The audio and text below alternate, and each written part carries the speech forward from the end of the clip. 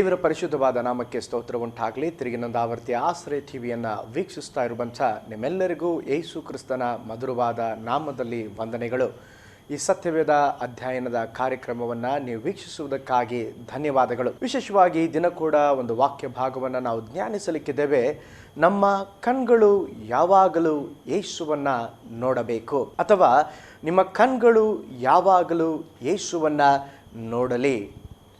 ಅನೇಕ ಸಾರಿ ನಾವು ಮನುಷ್ಯರನ್ನು ನೋಡಿ ಬಿದ್ದು ಹೋಗುತ್ತೇವೆ. ಅನೇಕ ಸಾರಿ ನಮ್ಮ ಮುಮ್ಮಾದರಿಯಾಗಿ ಬೇರೆಯವರನ್ನ ಇಟ್ಟುಕೊಂಡು ನಾವು ಸೋತು ಹೋಗುತ್ತೇವೆ. ಆದರೆ ನಮ್ಮ ಜೀವಿತದಲ್ಲಿ ಯಾವಾಗಲೂ ನಾವು ಯೇಸುವನ್ನು ನೋಡುವಾಗ ನಮಗೆ ಜಯದ ಮೇಲೆ ಜಯ ಸಿಗುವಂಥದ್ದಾಗಿದೆ. ನಾವು ಯೇಸುವನ್ನು ನೋಡುವಾಗ ನಮ್ಮ ಜೀವನದಲ್ಲಿ ಎಲ್ಲವೂ ಆಶೀರ್ವಾದಮಯವಾದಂಥ ಕಾರ್ಯಗಳು ಸಂಭವಿಸುವಂಥದ್ದಾಗಿದೆ. ಹಾಗಾದರೆ ನಾನು ನಿಮ್ಮೊಂದಿಗೆ ಯಾವ ಕಾರ್ಯಗಳಿಗಾಗಿ ಯೇಸುವನ್ನು ನೋಡಬೇಕೆಂಬಂಥ ಸಂಗತಿಯನ್ನು ನಿಮ್ಮೊಂದಿಗೆ ಹಂಚಿಕೊಳ್ಳುತ್ತೇನೆ. ಮೊದಲನೇದಾಗಿ ನಾವು ಸೇವೆಯಲ್ಲಿ ಯೇಸುವನ್ನು ನೋಡಬೇಕು. ಅದಕ್ಕೆ ಆಧಾರವಾಗಿ ಇಬ್ರಿಯ ಪತ್ರಿಕೆ 12ನೇ ಅಧ್ಯಾಯ 1 ಮತ್ತು 2ನೇ ವಾಕ್ಯ. ಆದ ಕಾರಣ ಇಷ್ಟು ಮಂದಿ ಸಾಕ್ಷಿಯವರು ಮೇಘೋದೋಪಾದಿಯಲ್ಲಿ ನಮ್ಮ ಸುತ್ತಲೂ ಇರುವುದರಿಂದ ನಮಗೆ ಅಭ್ಯಂತರ ಮಾಡುವ ಎಲ್ಲ ಭಾರವನ್ನು ಹತ್ತಿಕೊಳ್ಳುವ ಪಾಪವನ್ನು ಸಹ ತೆಗೆದಿಟ್ಟು ನಂಬಿಕೆಯನ್ನು ಹುಟ್ಟಿಸುವವನು ಪೌರೈಸುವವನು ಆಗಿರುವ ಯೇಸುವಿನ ಮೇಲೆ ದೃಷ್ಟಿ ಇಟ್ಟು ನಮಗೆ ನೇಮಕವಾದ ಓಟವನ್ನು ಸ್ಥಿರಚಿತ್ತದಿಂದ ಓಡೋಣ. ಇಲ್ಲಿ ಇಬ್ರಿಯ ಗ್ರಂಥ ಕರ್ತನು ಹೇಳುತ್ತಿದ್ದಾನೆ, ನಂಬಿಕೆಯನ್ನು ಹುಟ್ಟಿಸುವವನು ಯಾರು? ನಂಬಿಕೆಯನ್ನು ಹುಟ್ಟಿಸುವಾತನು ಯೇಸು ಕ್ರಿಸ್ತನು. ನಂಬಿಕೆಯನ್ನು ಹುಟ್ಟಿಸುವುದು ಮಾತ್ರವಲ್ಲ, ನಂಬಿಕೆಯನ್ನು ಪೂರೈಸುವವನು. ಮೊದಲನೇದಾಗಿ ನಂಬಿಕೆಯನ್ನು ನಮ್ಮ ದೇವರು ಹುಟ್ಟಿಸುತ್ತಾರೆ. ಎರಡನೇದಾಗಿ ಆ ನಂಬಿಕೆಗೆ ಬೇಕಾದ ಕಾರ್ಯವನ್ನು ಪೂರೈಸುತ್ತಾರೆ. ಆ ದೇವರ ಮೇಲೆ ನಾವೇನು ಮಾಡಬೇಕಂತೆ? ಯೇಸುವಿನ ಮೇಲೆ ದೃಷ್ಟಿ ಇಟ್ಟು. ಅದಕ್ಕೆ ನಾನು ಹೇಳಿದೆ, ಯೇಸುವನ್ನು ದೃಷ್ಟಿಸಿರಿ. ನಿಮ್ಮ ಪ್ರತಿಯೊಂದು ಕಾರ್ಯಗಳಿಗಾಗಿ ಯೇಸುವನ್ನು ನೀವು ದೃಷ್ಟಿಸಬೇಕು. ಅನೇಕರು ಹೇಳ್ತಾರೆ, ನಾವು ನಮ್ಮ ಸಭಾಪಾಲಕರನ್ನ ನೋಡಿ ನಾವು ಬ್ಯಾಕ್ ಸ್ಲೈಡ್ ಆಗಿಬಿಟ್ಟಿದ್ದೇವೆ. ನಮ್ಮ ಸೇವಕರನ್ನ, ಬೇರೆ ವಿಶ್ವಾಸಿಯನ್ನ, ಬೇರೆ ದೇವ ಮಕ್ಕಳನ್ನ ನೋಡಿ ನಾವು ಬಿದ್ದು ಹೋಗಿದ್ದೇವೆ. ಆದರೆ ದೇವರ ವಾಕ್ಯ ಹೇಳ್ತದೆ, ನಮಗೆ ಉದಾಹರಣೆ, ನಮಗೆ ಮಾದರಿ. ನಾವು ಯಾರನ್ನು ನೋಡಬೇಕಂತೆ?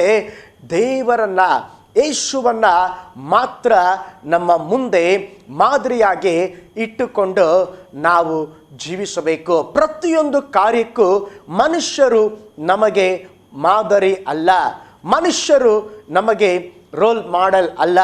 ನಮಗೆ ಮಾದರಿ ಯಾರೆಂಬುದಾಗಿ ಹೇಳಿದ್ರೆ ಯೇಸು ಕ್ರಿಸ್ತನು ಮಾತ್ರ.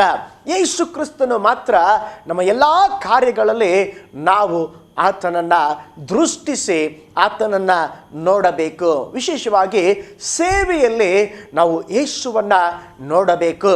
ಸೇವೆಯಲ್ಲಿ ನಮಗೆ ಮಾದರಿ ಯೇಸು ಕ್ರಿಸ್ತನು. ಪರಿಶುದ್ಧ ಜೀವಿತಕ್ಕೆ ಯೇಸು ಕ್ರಿಸ್ತನೇ ಮಾದರಿಯಾಗಿದ್ದಾನೆ. ಯೇಸು ಕ್ರಿಸ್ತನು ಪಾಪಕ್ಕೆ ಸವಾಲು ಹಾಕಿದನು. ನನ್ನಲ್ಲಿ ಪಾಪ ತೋರಿಸಿಕೊಡುವವರು ಯಾರಿದ್ದಾರೆ? ತೋರಿಸಿಕೊಡ್ರಿ ಎಂಬುದಾಗಿ ಪಾಪಕ್ಕೆ ಸವಾಲು ಹಾಕಿದನು. ಪ್ರೀತಿಯಲ್ಲಿ ಯೇಸು ಕ್ರಿಸ್ತನೇ ನಮಗೆ ಮಾದರಿ. ಯೋಹಾನ್ ಬರೆದ ಸುವಾರ್ತೆ 13ನೇ ಅಧ್ಯಾಯ 1ನೇ ವಾಕ್ಯ ಹೇಳ್ತದೆ, ಪರಿಪೂರ್ಣವಾಗಿ ಆತನು ತನ್ನ ಜನರನ್ನ ಪ್ರೀತಿಸುತ್ತಾ ಬಂದನು. ಹಾಗಾದರೆ ನಮಗೆ ಸೇವೆಗೆ ಮಾದರಿ ಯೇಸು ಕ್ರಿಸ್ತನು, ಪರಿಶುದ್ಧ ಜೀವಿತಕ್ಕೆ ಮಾದರಿ ಯೇಸು ಕ್ರಿಸ್ತನು, ಪ್ರೀತಿಗೆ ಮಾದರಿ ಯೇಸು ಕ್ರಿಸ್ತನು.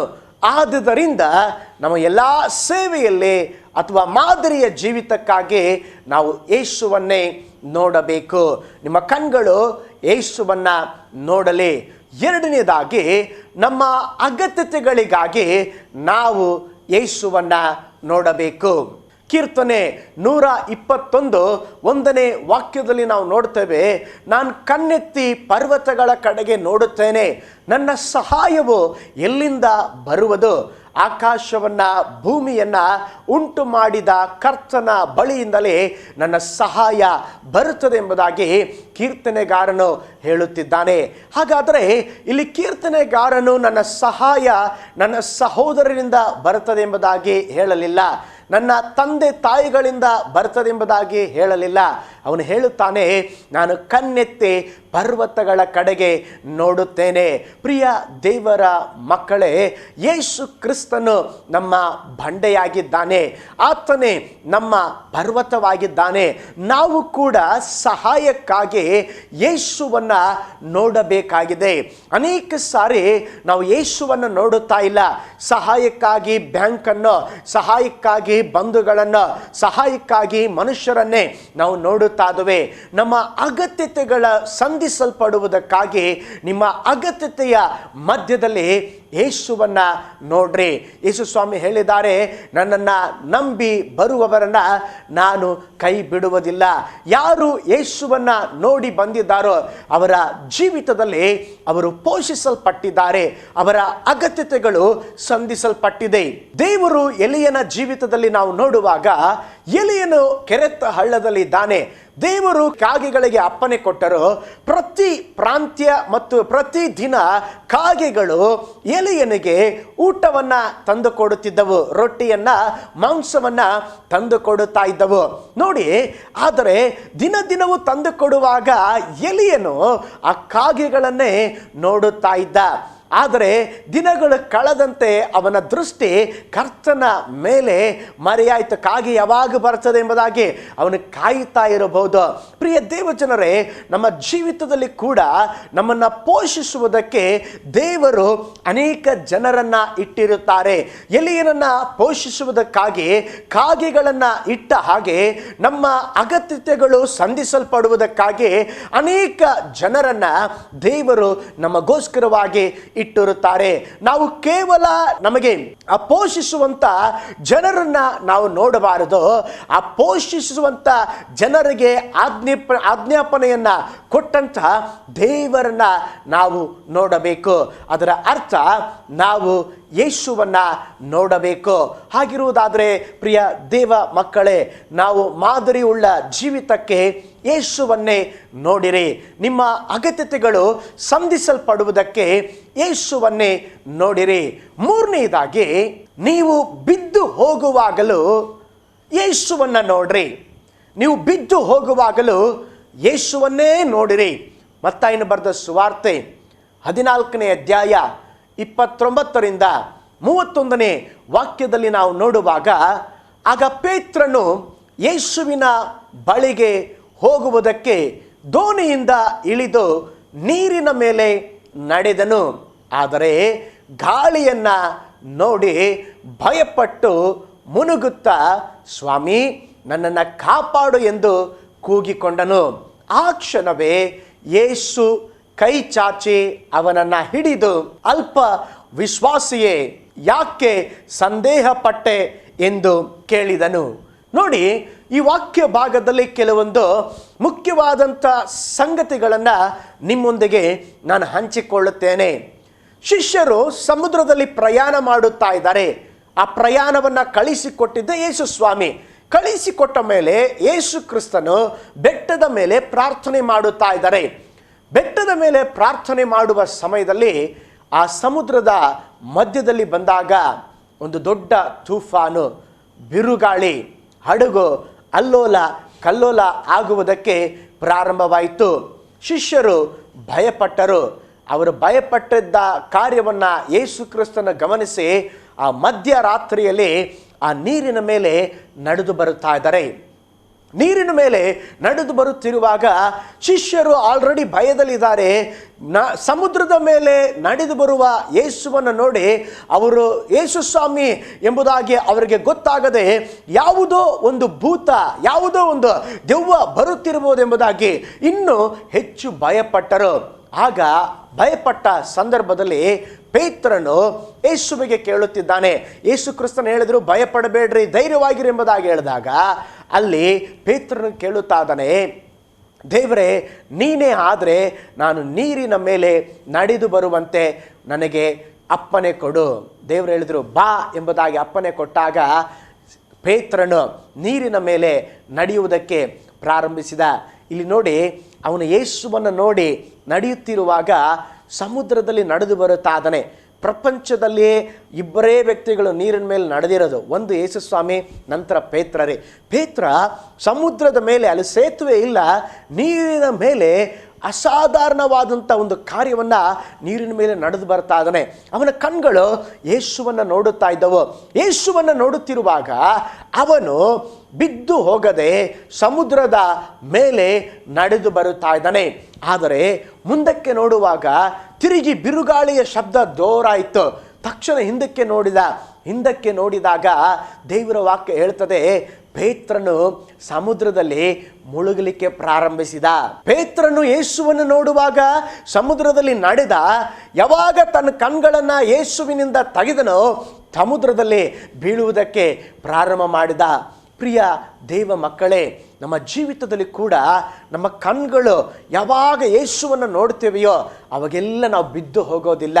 ಎಲ್ಲದರಲ್ಲಿ ಸಮಸ್ಯೆಗಳ ಮೇಲೆ ನಡೆಯುತ್ತೇವೆ, ಸವಾಲುಗಳ ಮೇಲೆ ನಡೆಯುತ್ತೇವೆ, ಯಾವುದೇ ಕಾರ್ಯವಾಗಲಿ ನಡೆದು ಹೋಗ್ತಾ ಇರ್ತವೆ.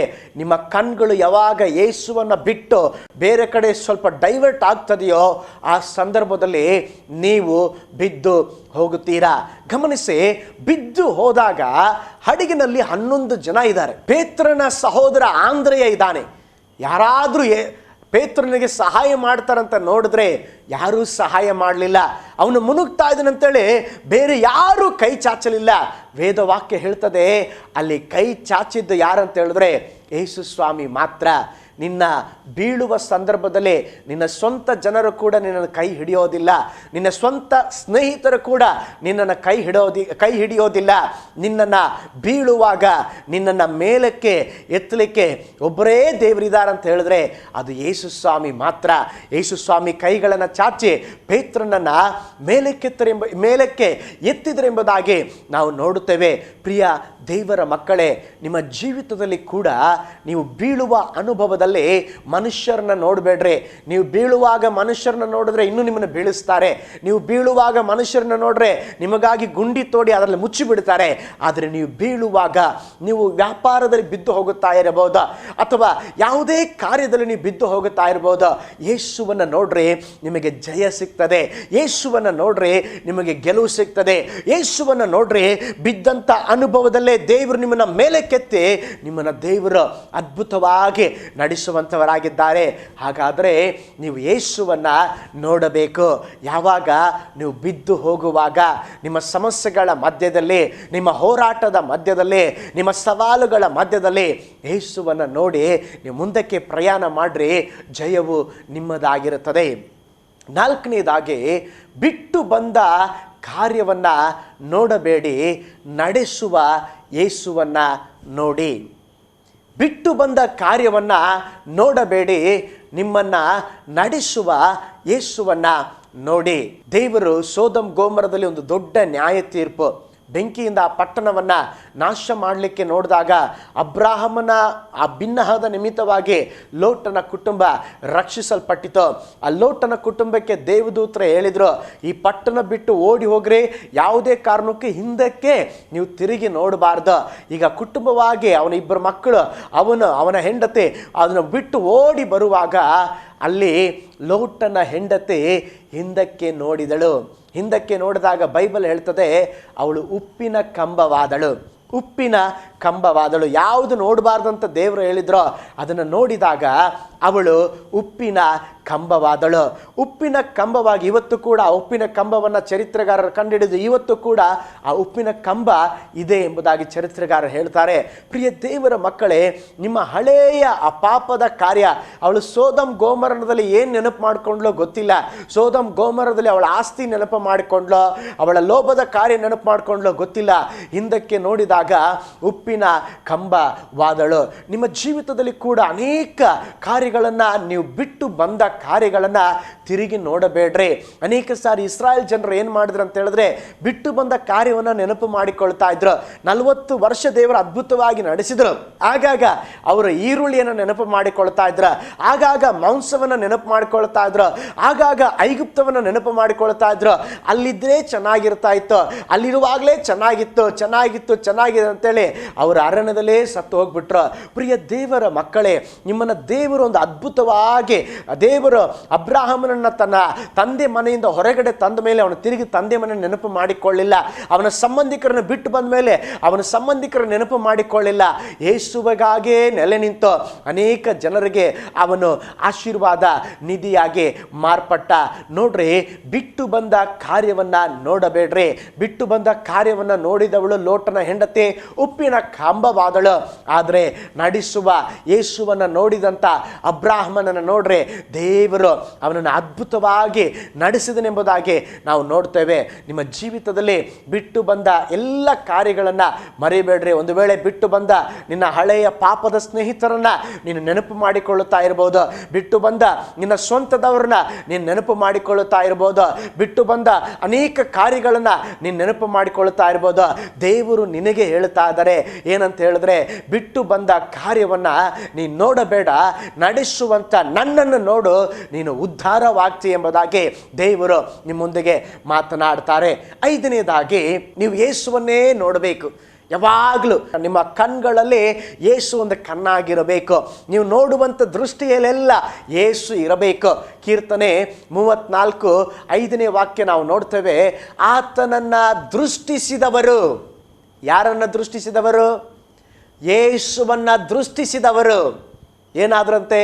ಅವರ ಮುಖಗಳು ನಾಚಿಕೆ ಪಡಲಿಲ್ಲ.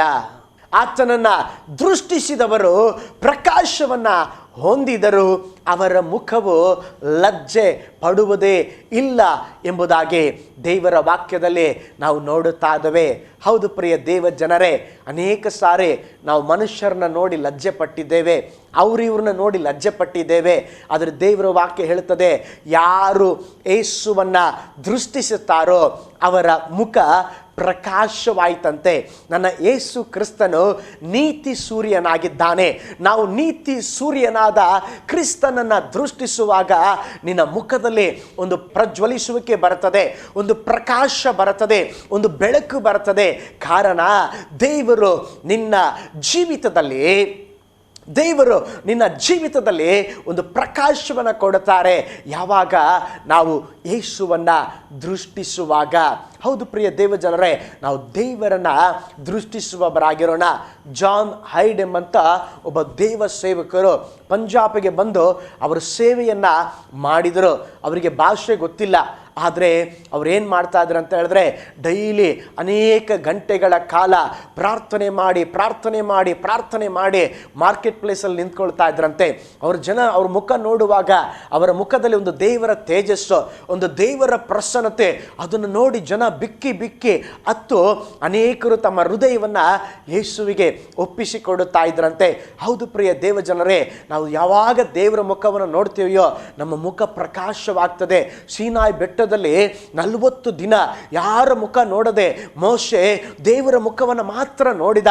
ಅವನು ಕೆಳಗಡೆ ಬರುವಾಗ ಅವನ ಮುಖವನ್ನ ಜನರು ನೋಡ್ಲಿಕ್ಕೆ ಆಗ್ಲೇ ಇಲ್ಲಂತೆ.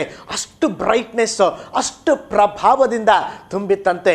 ಹೌದು ಪ್ರಿಯ ದೇವ ಜನರೇ, ನಮ್ಮ ಮುಖಗಳು ಕೂಡ ಪ್ರಜ್ವಲಿಸಬೇಕು, ನಮ್ಮ ಮುಖಗಳು ಕೂಡ ಪ್ರಕಾಶಿಸಬೇಕು. ಅದಕ್ಕೆ ನಾವು ಮಾಡಬೇಕಾದ ಕಾರ್ಯ ಏನಂತ ಹೇಳಿದ್ರೆ, ನಮ್ಮ ಕಣ್ಗಳು ಯೇಸುವನ್ನ ನೋಡಬೇಕು. ಎಲ್ಲೇ ಹೋಗ್ಲಿ ಯೇಸುವನ್ನ ನೋಡ್ರಿ, ಎಲ್ಲೇ ಏನೇ ಮಾಡಲಿ ಯೇಸುವನ್ನ ನೋಡ್ರಿ. ಯೇಸುವನ್ನ ನೋಡಿದವರು ಲಜ್ಜೆ ಪಡೋದೇ ಇಲ್ಲ. ಆತನ ಮುಖವನ್ನ ದೃಷ್ಟಿಸಿದವರು ಪ್ರಕಾಶ ಹೊಂದಿದರು ಎಂಬುದಾಗಿ ದೇವರ ವಾಕ್ಯ ಹೇಳ್ತದೆ. 6ನೇದಾಗಿ, ಅದ್ಭುತಕ್ಕಾಗಿ ಯೇಸುವನ್ನೇ ನೋಡ್ರಿ. ಸತ್ಯವೇದದಲ್ಲಿ ಒಬ್ಬ ವ್ಯಕ್ತಿ ಇದ್ದಾನೆ, 38 ವರ್ಷದ ರೋಗಿ. ಅವನ ಹೆಸರು ಹೇಳಲ್ಪಟ್ಟಿಲ್ಲ. ಅವನ ವರ್ಷದ ಅರ್ಧ ಆಯಸ್ಸು ರೋಗದಲ್ಲೇ ಕಳೆದಿದ್ದಾನೆ. ಅವನು ಎಲ್ಲಿದ್ದಂದರೆ ಬೆದಸ್ತ ಎಂಬ ಒಂದು ಸ್ಥಳದಲ್ಲಿ ಇದ್ದ. ವರ್ಷ ಆ ಬೆದಸ್ತ ಸ್ಥಳದಲ್ಲಿ ಒಂದು ಕೊಳ ಇದೆ. ಆ ಕೊಳದಲ್ಲಿ ದೇವದೂತನ ಆ ನೀರನ್ನು ಕಲಿಸ್ತಾ ಇದ್ದ. ಆ ನೀರನ್ನು ಕಲಕುವಾಗ ಯಾರು ಫಸ್ಟಲ್ಲಿ ಜಂಪ್ ಮಾಡ್ತಾರೋ ಅದು ಎಂಥ ರೋಗವಿದ್ರೂ ಅದು ಹೀಲ್ ಆಗ್ತಾ ಇತ್ತು, ಸೌಖ್ಯವಾಗ್ತಾ ಇತ್ತು. ಇವನು ಅದ್ಭುತಕ್ಕಾಗಿ ವರ್ಷ ನೋಡ್ತಾ ಇದ್ದಾನೆ. ಬೆದಸ್ತ ಕೊಳ ನೋಡ್ತಾ ಇದ್ದಾನೆ. ಬೆದಸ್ತ ಅಂದರೆ ಕನಿಕರದ ಮನೆ ನೋಡ್ತಾ ಇದ್ದಾನೆ. ಕನಿಕರ ಉಂಟಾಗ್ತಾ ಇಲ್ಲ, ಅದ್ಭುತ ನಡೀತಾ ಇಲ್ಲ. ಎಷ್ಟೋ ವರ್ಷಗಳು ಉರುಳಿ ಅವನ ರೋಗಕ್ಕೆ 38 ವರ್ಷವಾಯಿತು.